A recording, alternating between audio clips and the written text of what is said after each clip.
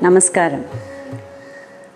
This journey has been a very satisfying journey, and also I'm so delighted and very honored to work with dancers who are very committed. And all of these dancers who are being featured in this festival have shown a deep sense of commitment and the eagerness to learn, to adapt, and to evolve. That I think is very important for all of us, because we may be in different stages of experience as dancers, but to accept that I can still learn is a quality that all of us need, and we need to cherish it, and I'm deeply grateful for all of them, to all of them for that. So, the way I have been trained to look at a project or at a composition is right from the lyric, the intention of the poet, and till the time it gets transferred as a visual communication to the audience. That's how I'm looking at a composition. And here we've had Dr. Raghuraman speak to us in detail about the lyrics, about the background of the Sangam poetry, and every detail adds to the storehouse of information that you have that will give your imagination wings. Because it's only based on information, what we read, what we hear, what we understand, that we can interpret and create a visual picture.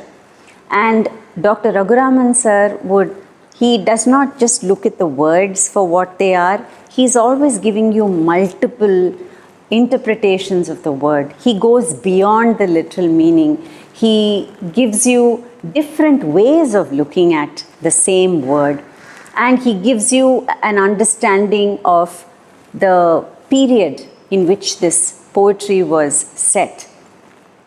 He always tries to give you a large picture while going into the detail, and that is something so valuable, and I'm deeply grateful to Raghuraman sir for this insight, for this teaching.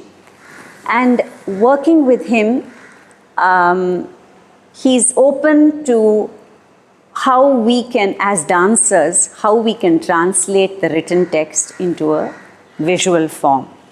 He's open to interpretation, at the same time gently advising us or gently showing us what can be done and what cannot be done because of the very structured grammar that Sangam poetry is a part of.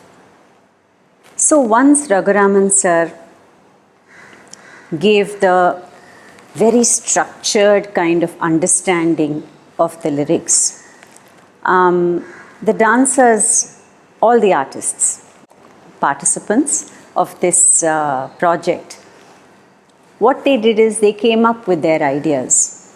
Now, I saw my role as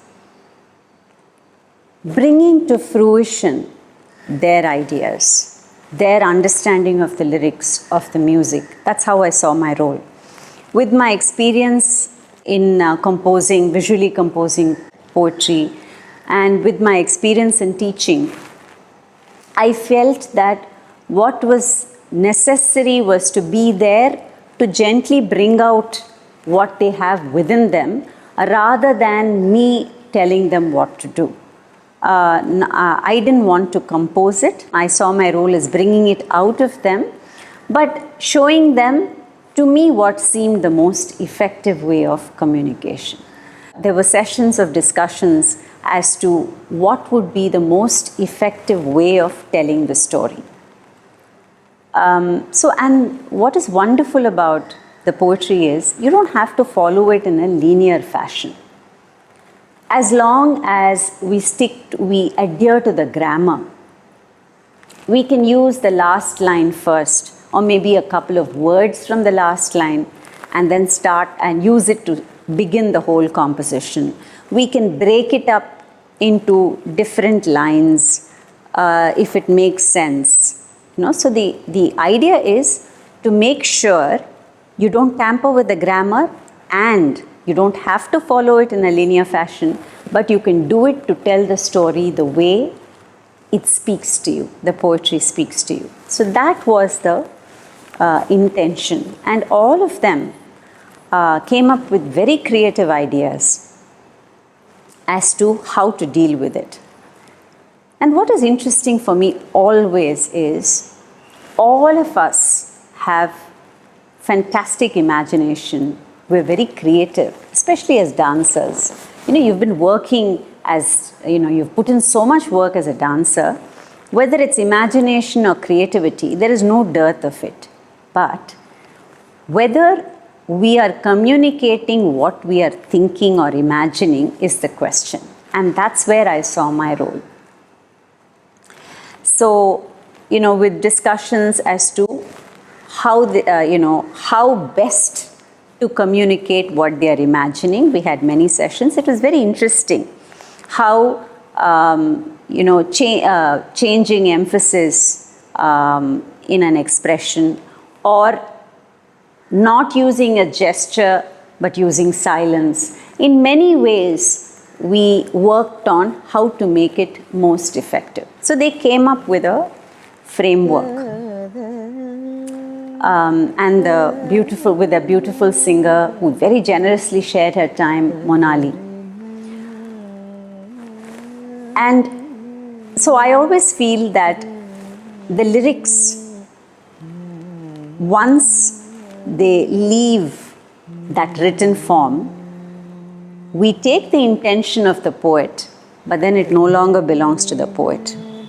So from there, the dancer then creates a picture, and then it has to be set to music. So we need that oral landscape where the lyrics meld and melt with the poetry to create the aura of a soundscape.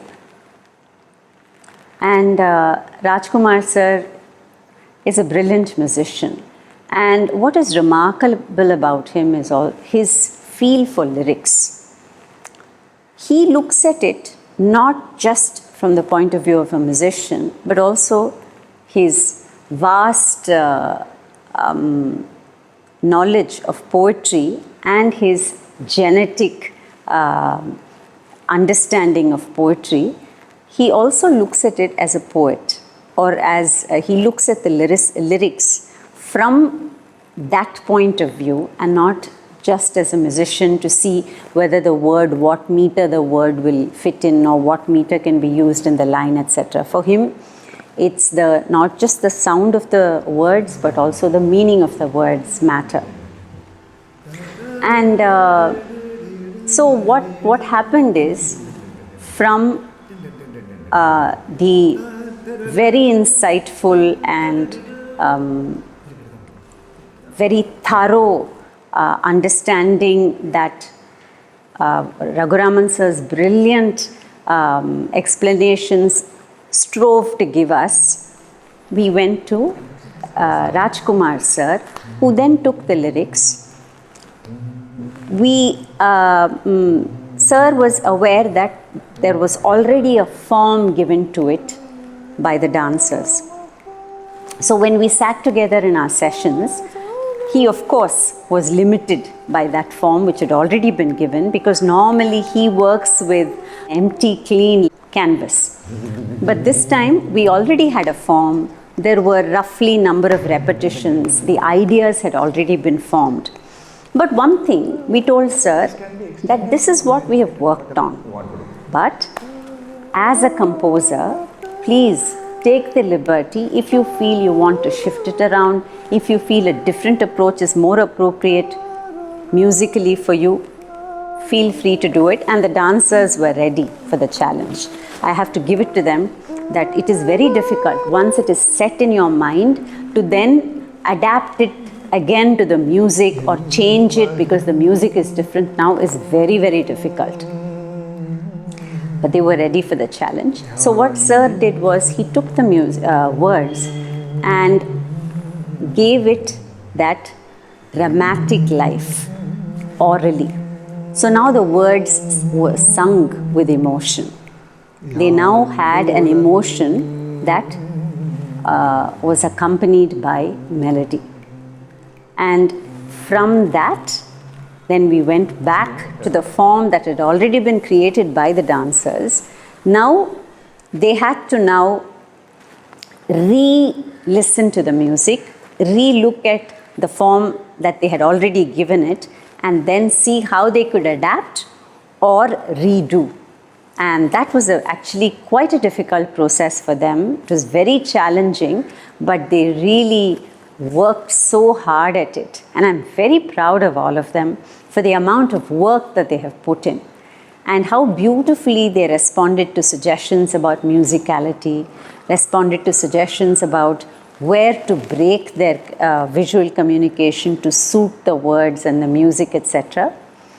And what you see is the effect, the result of very hard work. They have worked with the best, Dr. Raghuraman sir and Dr. Rajkumar Bharati, and I think that pressure, they have such good resource persons, they have such fantastic music, how to live up to that standard, isn't it? And I think they've done remarkably well. And for me, this has been most interesting, the very holistic approach to a project. It's not about taking the lyrics, understanding the word to word, and then getting it set with number of times and then presenting it as a composition. It's about trying to touch the soul of the meaning of the lyrics. It's about matching it to the soul of music and then visually creating a very soulful, unforgettable experience. That is what as artists we all strive to do. And this kind of project to me is ideal. It's the way one has to work. It is the way that you look at a composition. You have a macro vision, but you have to go into the micro details. It has been really, truly a pleasure. Thank you, Ojas, and thank you, Deepa.